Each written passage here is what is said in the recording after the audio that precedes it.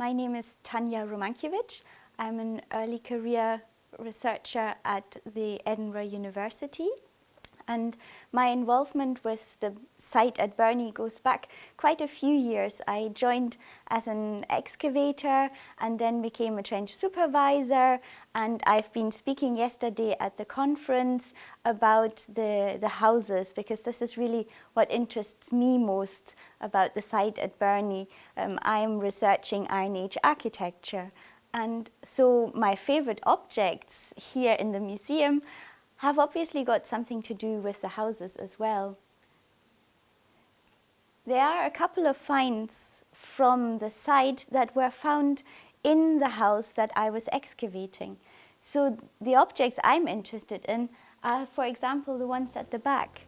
There are some yellow glass beads, which would have been worn as a necklace, presumably. There's a finger ring. There's also a glass bangle that people would have worn around their wrist.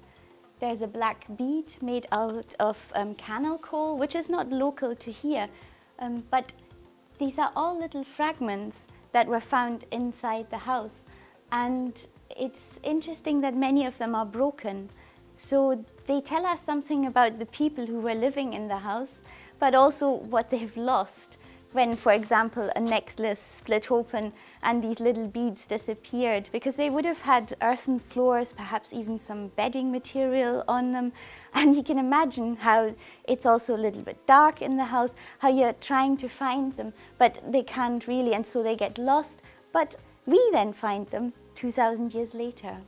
What's also interesting, so it tells us something about what people were wearing, that they were wearing jewellery, but also making jewellery. One of the beads, the black one, is unfinished. So they may have not only worn beads in the house, but also making them, manufacturing them. So these are big houses where they're living, but maybe also where they're working and doing craft work.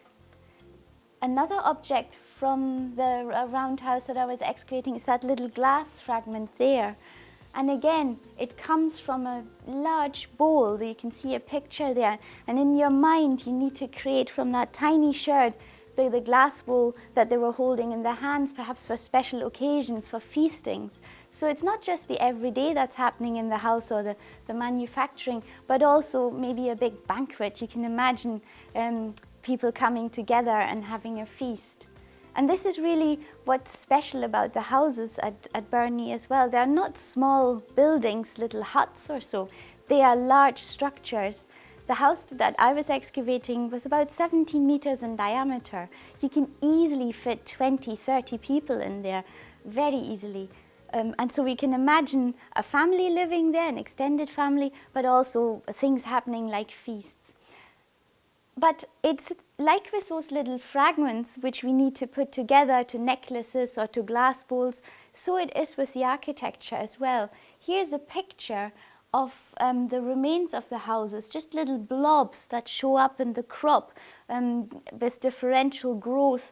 Where the houses are, the crop grows slower and so it's darker, because it's a ploughed field and everything of the superstructure of the architecture has been removed, has decayed, it's wood, it's thatch. And so in our mind's eye, we not only need to piece together the objects, but also the houses, and from these blobs in the ground, reconstruct 17 meters in diameter, 10 meter high, pointy roof. So it's this kind of leaps that we need to make. And that's what I like so much about this assemblage that we see here. It's fragmented. It's telling us something about the life that was happening there. And when you live, things break.